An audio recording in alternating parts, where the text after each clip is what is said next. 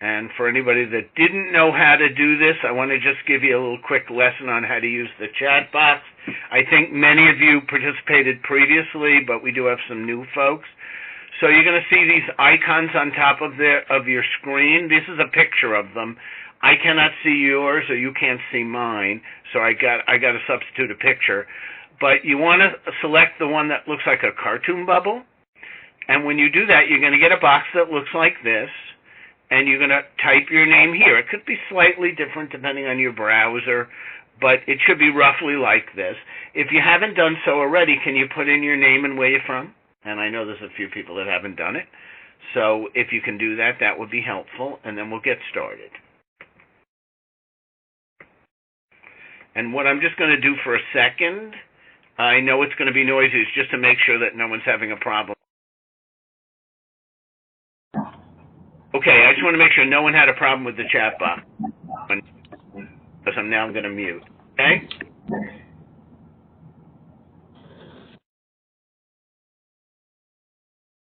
And I'm going to shut off PowerPoint because I always feel like the fewer things I have running, the better off we are.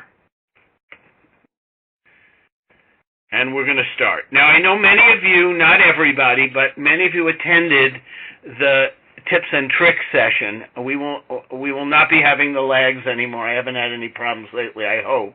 But anyway, I know many of you attended the tips and tricks session that I did last time, and I went briefly over a little bit of the basics of data validation, but today I'm really going to spend some time and drill down deeper.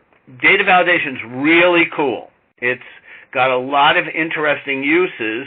It's not something that everybody knows about, and it doesn't require like super technical expertise to do, but it can really be very effective in what I call creating smart spreadsheets. So first, let me at least try to just explain what data validation is, okay? You know, what's its definition? So data validation is what data Excel will accept in a spreadsheet. And in fact, if you select any cell in Excel, and it's kind of a few things, you have to go to data validation. I always tell people when I do it in person, repeat after me, data validation. The default is any value. That means that Excel will accept any value in a cell. However, you have the ability to change that, to modify that, so that it will only accept certain information. So the most common use, and probably the one most people know, is you can use data validation to create a drop-down menu, okay? And there's actually like two ways of doing it. You can do it manually, or you can do it by selecting a range or a named range. So I'm going to first show you the easiest one manually, okay? And really, which one you use depends on the size of your drop-down list. If it's 2 or 3 items, manually is fine. If it's going to be all the states in the country or all your employees, you definitely do not want to do it manually, okay? So first, a little tip for me, watch out and always label the box you're going to put it in, because it's easy to forget where it is if you don't do that. So if I have a title next to this, I don't have to do this. But my own self for training, if I'm practicing, I always try to highlight the box so I know how to find it, okay? Because when you go out, you won't see it. So what I do is I go data validation, and I'm going to select, that should not have happened. Okay. Yeah, it doesn't matter. Data validation list. And this is the dialog box. Okay. If that's the case, I would definitely log in and out again. I had one person the last hour that had that, but when she came back in, it resolved itself. Okay? So that's what I would do. I assume not anybody else is having lagging issues. Yeah. Okay. And it just happens. Happens to me sometimes, too. It's funny. All right. So what you're going to get is this dialog box.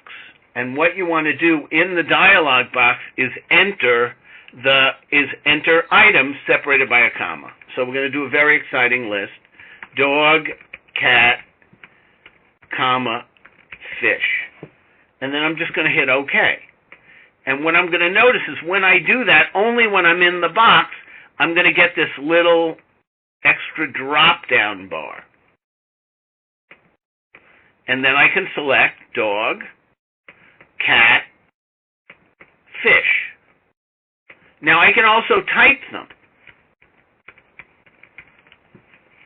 However, if I type anything else, it will reject it.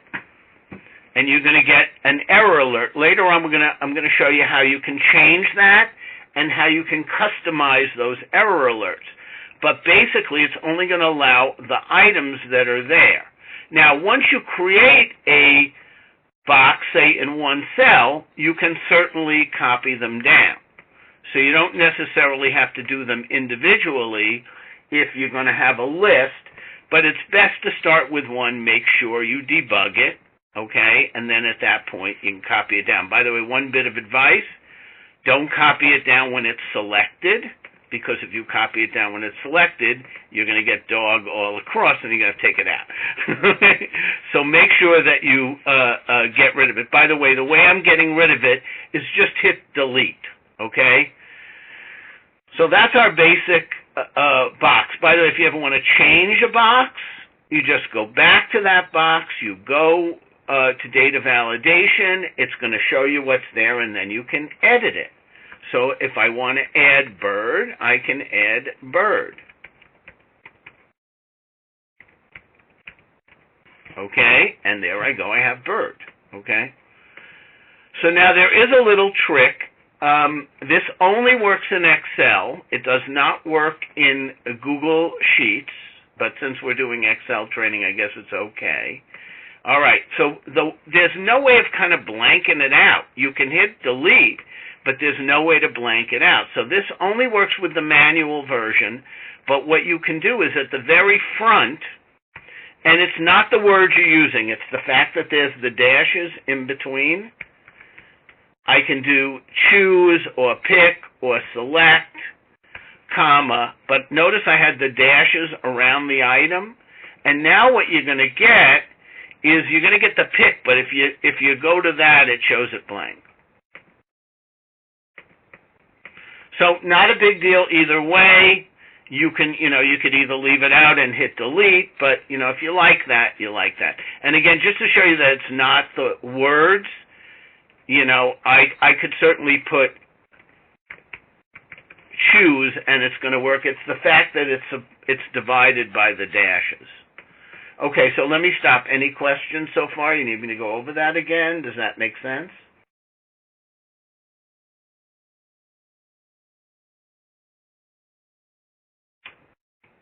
Then I have to know if you're with me. Okay, so give me a yes or no. Good? No good?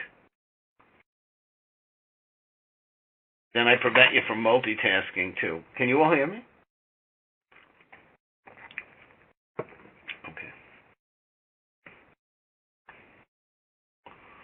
Okay, so now, Joe, you're always the guy that keeps me honest. I appreciate that. So another way that I can do this, okay, is I can also do it by selecting a range. So here again, so I don't forget where I am, I'm just going to put a nice little color there.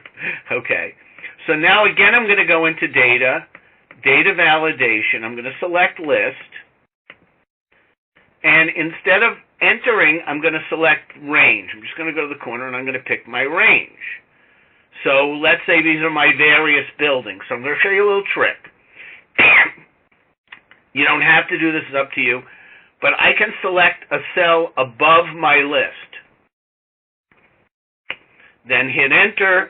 It's going to put it in absolute range. So if I copy, it's not going to change them. And now I go to my drop-down, it's got reflected. Why I put the one in the blank in the beginning is I can clear it with the blank. So that's completely up to you, whether you want to, add one on top to have a blank, because you can't do the pick when you're selecting a range. By the way, these lists can be very large. It could be 80 items, 90 items. It will scroll down.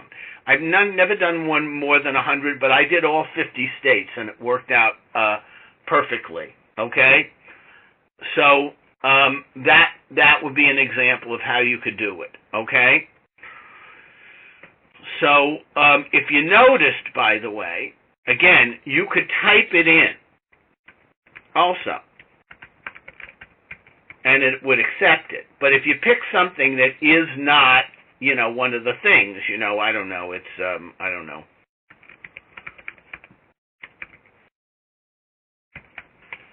It will reject it, and it'll tell you that doesn't match the data validation. Okay. So,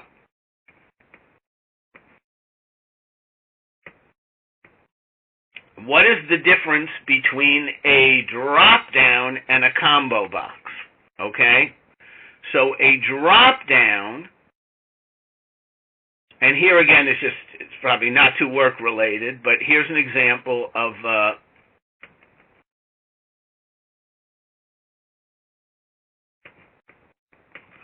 so here's a box with states. I'll just use this as an example. So I have now my states, okay, that all say surround me, and I select them. What if somebody lives in a state that isn't one of those? I have to even look and see what's on the list here, okay? So let's say they live in Connecticut. Will it accept it? No.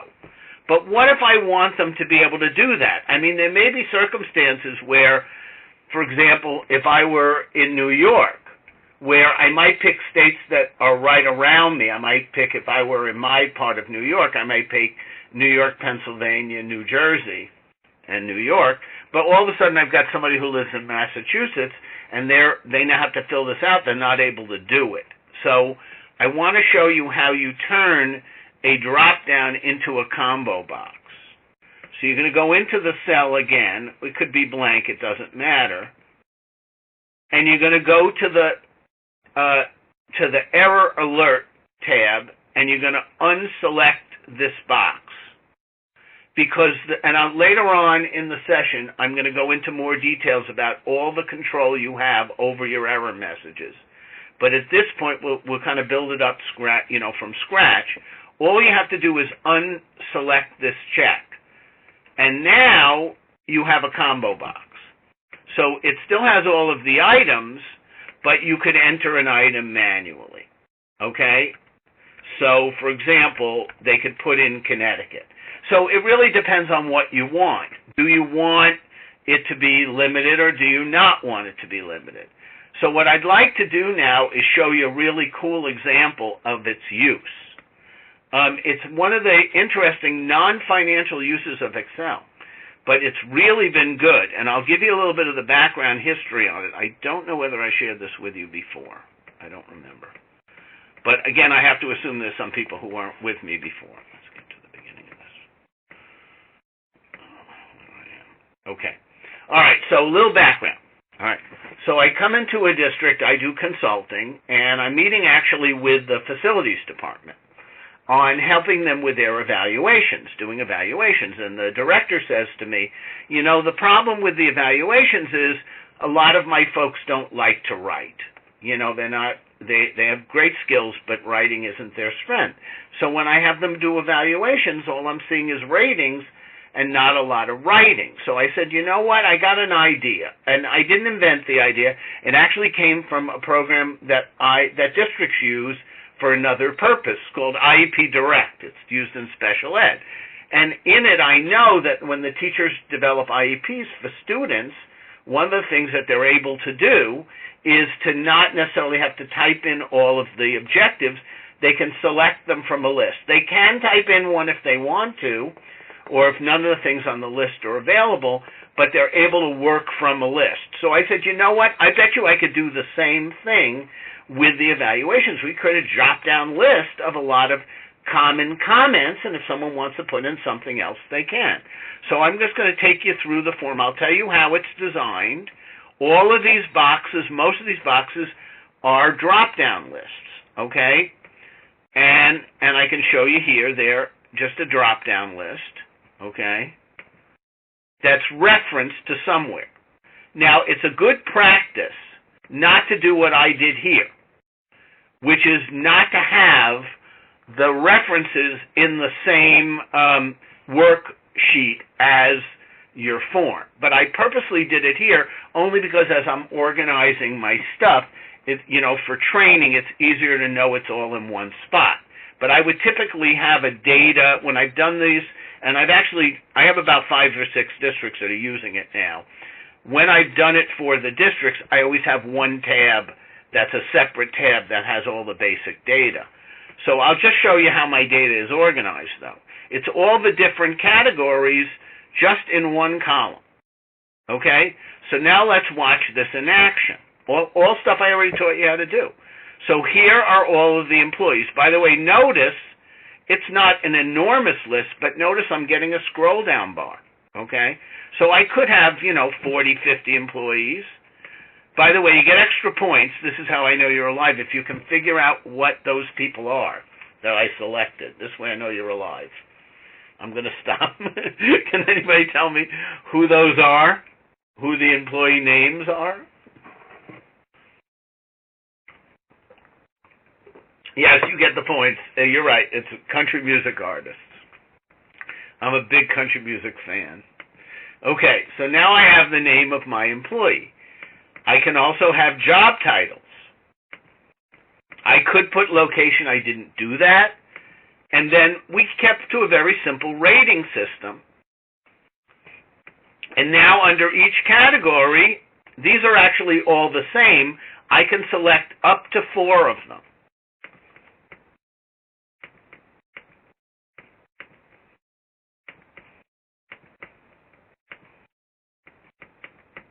Don't have to select 4, but I could. Okay? Now, there we go. It was filled out. Now, what if none of them work? Well, I created these as combo boxes. Okay? So if I'm really not happy with any of the comments, I could always add my own. I really wouldn't put that in. But, the point is that I'm not limited to just what's in the drop-down. What's interesting that's come out of this is some of the departments I'm working with, even if people are comfortable with writing or good at writing, we're liking the idea that we're beginning to standardize some of the comments, so not everybody's freelancing as much. They're picking from pre-selected objectives, and what we've concluded is, if we find that people are individually writing in some unique ones, maybe we'll then add them to the list. So we're not limited. We don't necessarily have to use the same list every year. Okay? So there are some other uses of this. I actually developed a walkthrough form where custodians can inspect their sites using a very similar form. Okay? So, and they have tablets in the district. There's an Excel version in the tablet. Okay? So let me stop. Any questions? Anything you need me to go over at first, just about drop-downs? Do you like it? Give me some feedback. What do you think?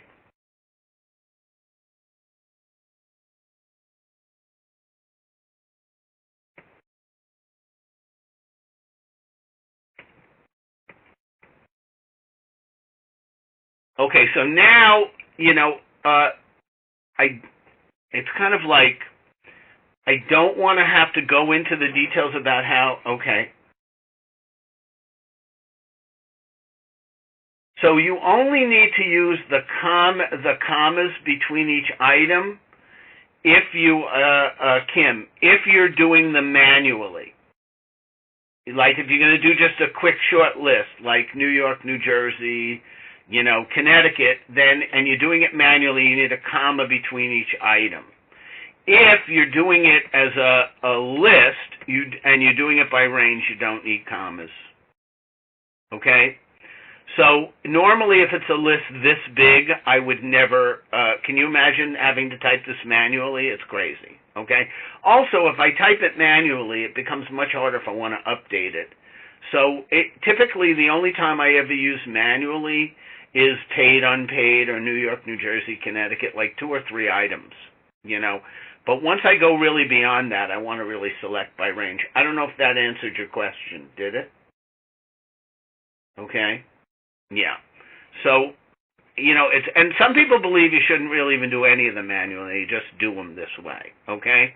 But that's up to you. So what I want to show you next is just another example of this, but I don't want to get too crazy because in order to explain how it all works, I'd have to do stuff that's not for our topic today, but and it's really more about if statements, but there is an ability to spread columns with if statements. The point is I might have a drop down for the numbers, or for the items.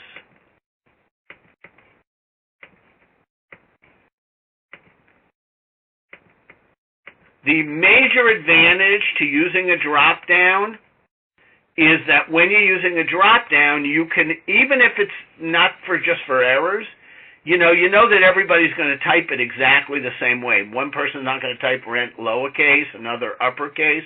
So there's a lot of good reasons, if you know it's a circumscribed set of data, to include this in a spreadsheet using lists. And I use them quite a lot, okay? So that's probably the most basic use. And now we're going to go on and kind of drill down into more advanced uses, okay? And that essentially involves looking at all the other options. So I have them kind of laid out, but I'm going to kind of start from scratch. Again, my own, since I'm just picking a cell at random, I want to make sure I highlight it so I can find it. So again, I'm going to go to data, data validation, and we're going to look at all the choices here. So here we have a choice: whole number, decimal, list, which we've already learned, date, time, text length, and custom, okay? So I'm going to start with the simplest one, okay? Let's say, and I'm just making it up from scratch, let's say that people are, we have building use, evening building use, where community groups are able to, rent space, okay? Or in some cases, we may not even charge them, depending on who they are. But they have an ability to use space in the school, okay? And let's assume that they can either do 1 hour, 2 hours, or 3 hours. They can't do a half an hour. They can't do 4 hours. They can only do 1 hour to 4 hours. So I can select whole number, and here I get a bunch of choices. It could be no greater than, which would probably work, by the way, okay? Because I probably don't have to put down 1 through 3. I could just say, less than or equal to 3.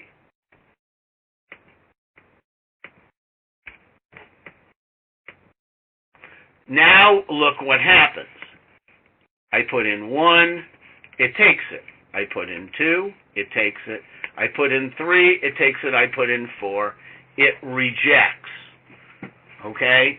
So one of the things I can do is reject a whole number. Okay? So now this is where it really gets to be cool and fun. Okay? I want to go back to some of the choices here because there are a lot of things here.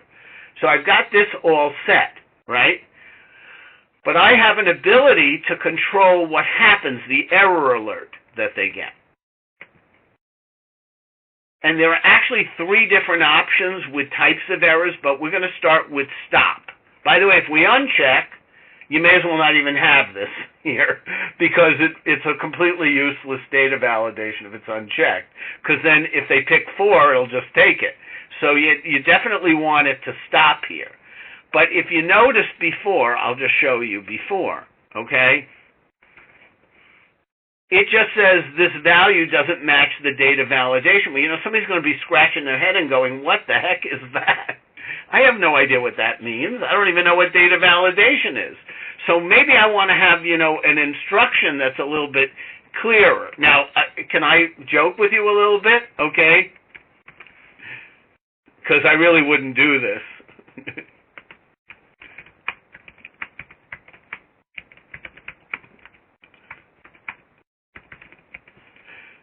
And I hit OK. Now, I'm not going to go through all of them. I select 3, nothing happens. I select 4, and I get my message. So it's a message that's going to tell the person what they have to do, okay? So you have an ability to customize your error in response to what people would say is, and hopefully then they're going to fill it out right. So they see, okay, it can only be 1 to 3, and now they change it to 3 hours, and they're all good, okay? So this is where you have an ability to create a smart spreadsheet. So once again, I'm just going to go over that again. I know you have the recording, but I go to my data. This tab is how I'm selecting what I'm selecting, right? But then I go to the error alert. We're going to leave it at stop, and then I'm able to put in the message, which I probably would not, I'd say,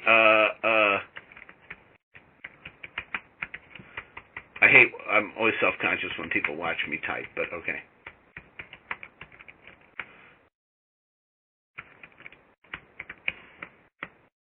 That's probably a little bit more of a respectful. And there it's giving an explanation. Okay? Everybody good so far? Any questions? And no is okay too, then I know you're with me. Okay. So, you have one other thing that you're able. I didn't get any yeses or nos. Joe, you gotta keep me honest. Okay, good. At least one person. There we go. Okay, so there is also the ability. Maybe this is a little overkill, but I also can have it give me a little message before I even type anything. Okay.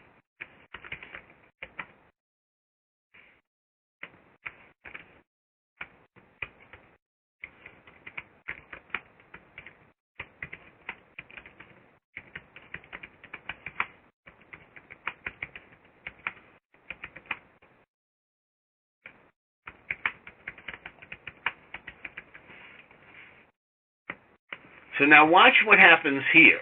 Okay, by the way, I'll blank this out. As soon as I put my cursor on the cell, unfortunately I cannot make this bigger. I can make the cells bigger, but I can't make the message bigger. But what it'll do is, and it's a little fine print, tough for people with bad eyes, but essentially what it says is it gives you instructions on what to do. So here we have a perfect setup. You're told what to do in advance, and if you mess up, you're told you messed up. Okay? All right. So that's an example where we might want to use whole hours. Okay? So let me show you another example of something kind of similar. And I can even use the same, I'll use a different cell to show you this one.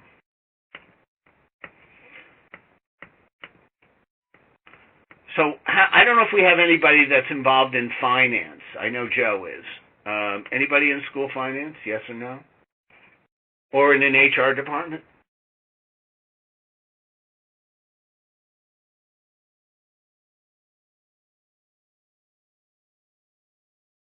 Okay. So, good. Hey, perfect, Brenda. You hit both. You killed two birds with one stone. Okay. So, how many of you have and this is the second question, how many of you have a situation where there's a per diem for meals? When people attend a conference, there's a per diem. Okay. So watch how we might be able to handle a per diem. So here I don't want to do whole number because the amount might not be exactly a whole number. See, the hours work perfectly. It's 1, 2, 3 hours. If it's going to be anything but a whole number, I want to go to decimal. Okay? And here again, I don't really need a minimum. I really only need the maximum. Okay? So I'm going to say less than or equal to, and I'm picking what I think is a typical per diem. Okay? $35. Okay? So now you put in 30, you put in 34, you put in 35, it takes it, you put in 36, it rejects it. Okay? And I'm going to kind of take you through all the steps because we're going to look at options beyond that. Okay? So I'm going to go to data validation. I'm not going to bother with an input message in the beginning. Okay? I'm going to say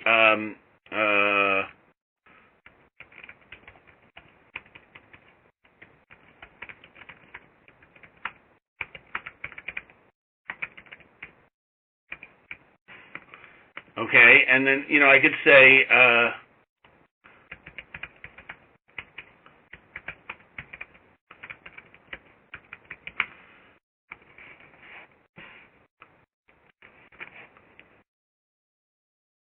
so now, same thing, it's just that it's going to tell you, and you're going to get that message. Okay, so that blocks it out. But you know what I've discovered there? There's always an exception to every rule. And while we might have a standard per diem of 35, there may be circumstances where a person might need to exceed it. Maybe they were doing air travel where there was no other, or they were staying in a hotel where there was nothing else available, or they were at a conference. So while the standard per diem is 35, there are circumstances where, with going through some hoops, you can exceed the per diem. Okay? So instead of selecting stop, I select warning. Now I have a slightly different message, okay?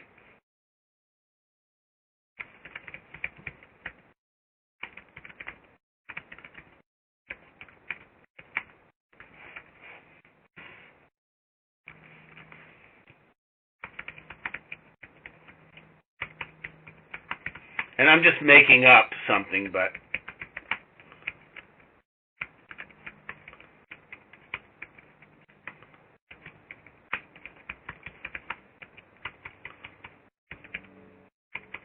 I guess I'm self-conscious about my typing, but anyway, we require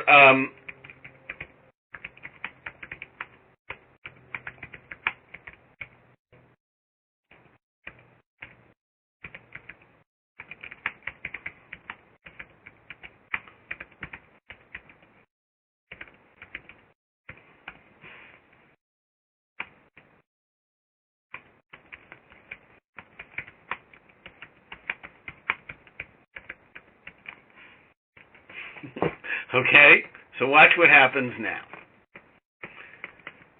35, no big deal. 37, okay, it says amount. I'm surprised it didn't type the whole thing. It should have, actually. I'll have to check that. Maybe because I put the space in between. Okay, but I'm just curious. It's more a curiosity thing for me.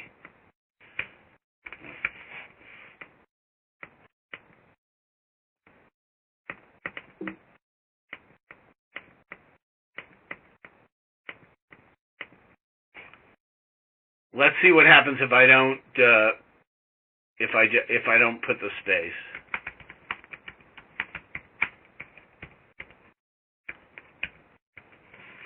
Let's see what we get this time. Yeah, there you go. You can't have a return in it. Okay. So look what it does. It basically gives you an explanation, and it says, "What do you want to do?" I mean, I'll accept over 35, but it's going to take more time. You're going to have to prove it. So the person goes, no. They take 35 and they move on their merry way. Or they go, yes. And they have to affirmatively indicate that they're aware of that in order for it to take the amount. So I really kind of like that. Okay, what do you think of that? That's pretty slick, right?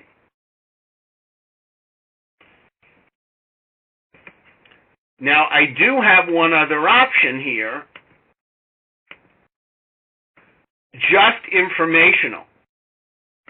Now, here, it'll accept the amount, but it's going to push a message. So it'll accept any amount, it'll push the message if you go above. So it wouldn't make sense to put a question, because it's going to do it anyway, okay? But watch what happens here. No big deal, no message, no reason, not in excess. 38, you get the message. Doesn't say it won't accept it, but you were what? You were forewarned, and then you just say okay, and it accepts it. Okay? So I'll just go through those choices again. You have stop, which basically says, no way, you're not happening, okay? warning, which is going to give you a yes or no question if you are not within the parameters, or information, which is going to inform you, but it's not going to give you a yes or no question. Okay? And which one you pick depends entirely on what you want to do. Okay? But I actually think this can be really handy with a lot of forms where people cannot exceed an amount, or they have to go and justify the amount. Kind of slick, right? All right, so let's look at a couple of others. All right, so a number of you mentioned you were in finance, although this applies to everyone. By the way, I have all of these as examples here, but I'm just kind of doing them manually because it's a little bit easier to do. Okay. So there are a bunch of other choices there under the settings. So one of them I want to talk to you is about the date. So here is a thing that's a real pain, and it happens. I don't think people do it intentionally, but they certainly can do it by accident. When you get, I would assume all of your organizations are fiscal years. They're not calendar years, school districts. They're fiscal years. So your typical, I'll find out if I'm right, but I certainly know in New York, it's possible in the South it's different. I'm not really sure, actually. But your typical fiscal year, you'll answer it for me. Your typical fiscal year in New York in the Northeast, okay? Yeah, that'll be interesting to know. But our fiscal years start on 7/1, and they end on 6/30. Does yours? That's your school year. Okay, good. All right, so that's perfect. All right? All right. So, okay, so I pretty much standardize everywhere. Okay. So, let's talk about how you might do dates. So I do 7/1, I'll do this current year, 18.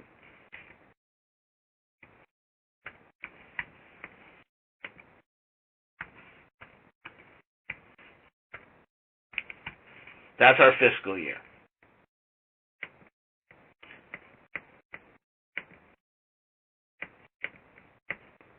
So now what happens is, suppose this is somebody wanting to fill out a purchase order. And I certainly know, I experienced this, I've even made the mistake myself. I'm sitting in June, and I end up trying to push out a purchase order for July, when the year hasn't ended. Okay? So how many have experienced that, where people will submit a PO, and the date is past the fiscal year? So then you got to tell them you can't do it yet. So watch what happens here. So I did this current year.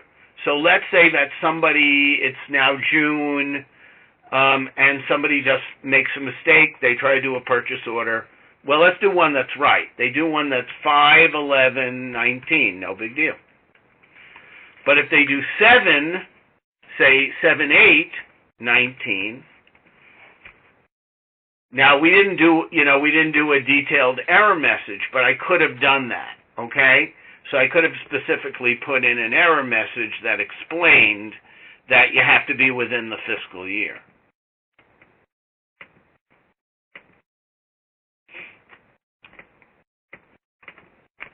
Okay.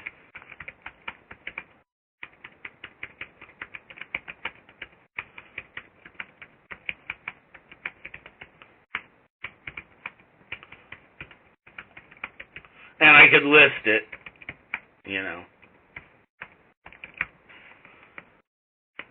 Now, the one problem I have with this, the way I set it up,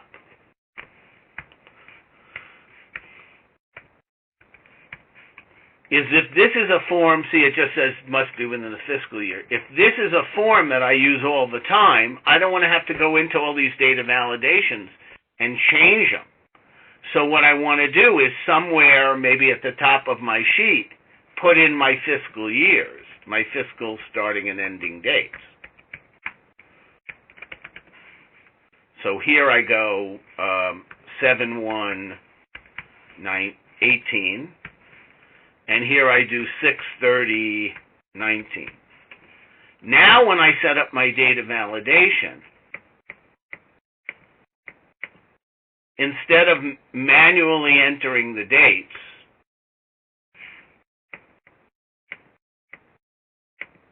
I select it to arrange.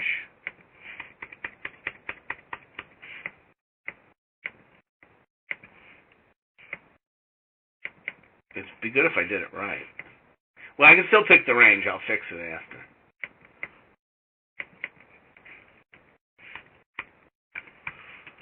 So now it still works, okay?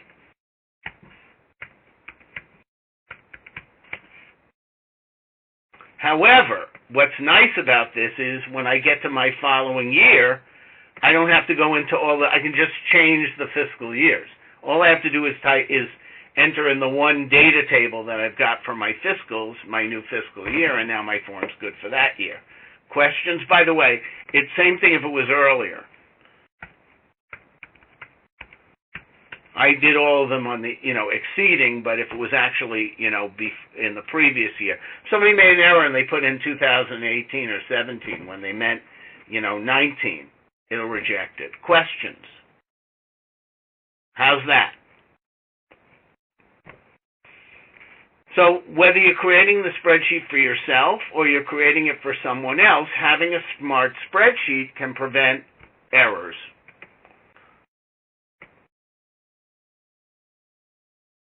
So I'm going to stop. Anything you need me to show you again?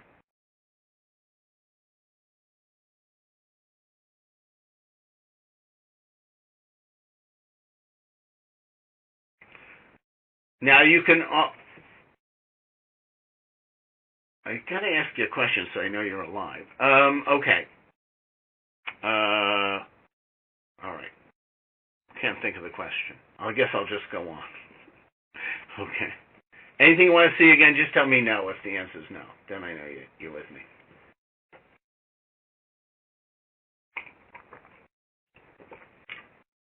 So I tell if you're multitasking too.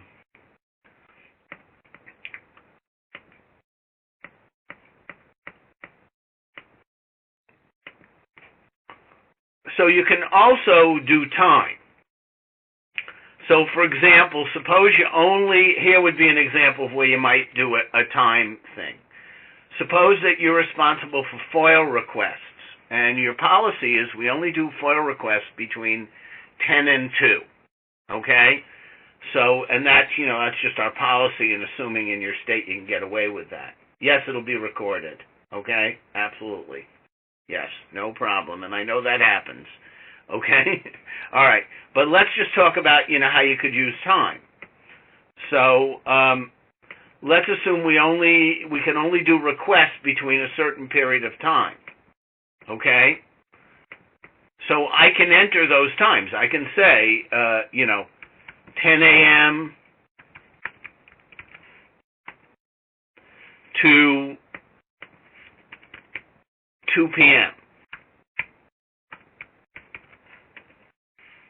And then if somebody tries to put in a request for 9 a.m., it'll reject it, okay? And again, I had already set it up before, so it had the times. I used different ones, so I'd have to change my dialogue. But you can certainly do time as well, okay? All right, so now we go into the zone of the more advanced. It's probably the last thing I want to show you, and we may actually be even a little under on time, so if you want me to go over anything after. Okay, but so far, by the way, let me just again show you all the choices here. So we have, we pretty much covered everything. Text length would be like, almost rarely would use it, but that would be saying like you can't put anything in that has more than 4 characters. I guess you could do that if you wanted people to do like zip codes, and you want to ensure the zip codes were only 5 digits. You could have a text length thing, and then the response would be, this does not appear to be a zip code, But the one I want to talk to you about is custom, okay? That's the more advanced one. So what custom allows you to do is actually to do it based on a formula, okay? And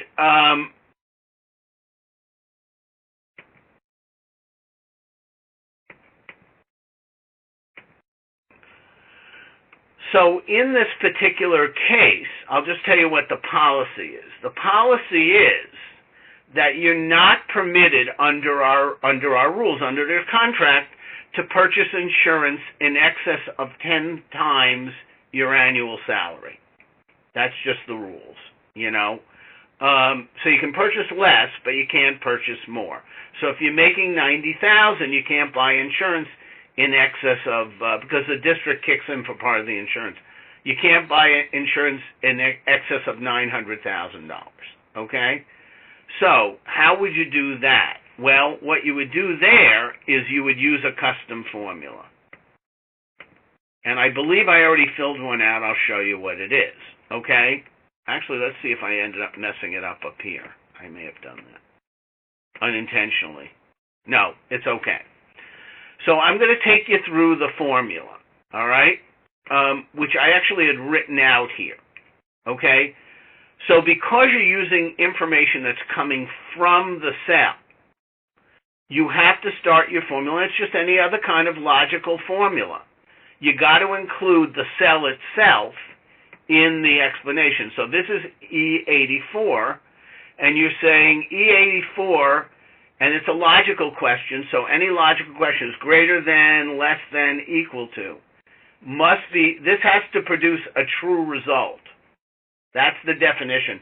And anytime you have a logical question in Excel, if the end result produces a true result, then it'll accept it. If it's a false result, it won't. Okay? So the amount here cannot exceed their salary times 10,000. Okay? And that just shows up as a customized formula. You select down in the bottom, under the options, you select custom, and you put in the formula. Okay?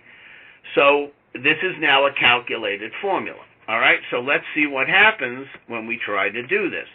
I try to buy $800,000 worth of insurance, no problem. I try to buy $1 million, it won't allow it. What's important and why it's customized is it's not saying you can't buy $1 million, it's saying this person can't buy $1 million. This person could buy $1 million because it doesn't exceed 10 times their salary. So the same $1 million that's accepted in one is rejected in the other. So if you have situations where there's some limitation based on a calculation of any kind, then you can use a customized formula. There aren't too many examples of where you would do that. Most of the other things fit within, decimals or numbers and the in-betweens. But occasionally I do see a situation where a contract will say, you're not allowed to contribute to your 401k in excess of, a certain percent of your salary, and then we could have that as a limitation. All right, so I have pretty much covered everything. I know I'm a little under on time, so I'll stop. Any questions that any of you have? Anything you want me to go over again? And if not, then I think we'll just call it a day. All right?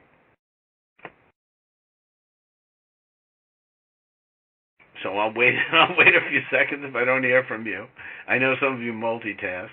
But if not, and I'll push out the recording to everybody who signed the form, the registered form.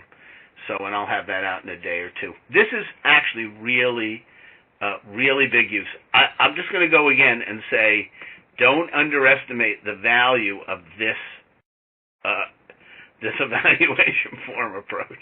Okay, I got at least 4 or 5 districts and one private company on Long Island that's using this for the way they're doing their evaluation for their employees. So it's really kind of handy. All right. And that we'll go from there. Thank you very much. Have a great day. Thanks for participating.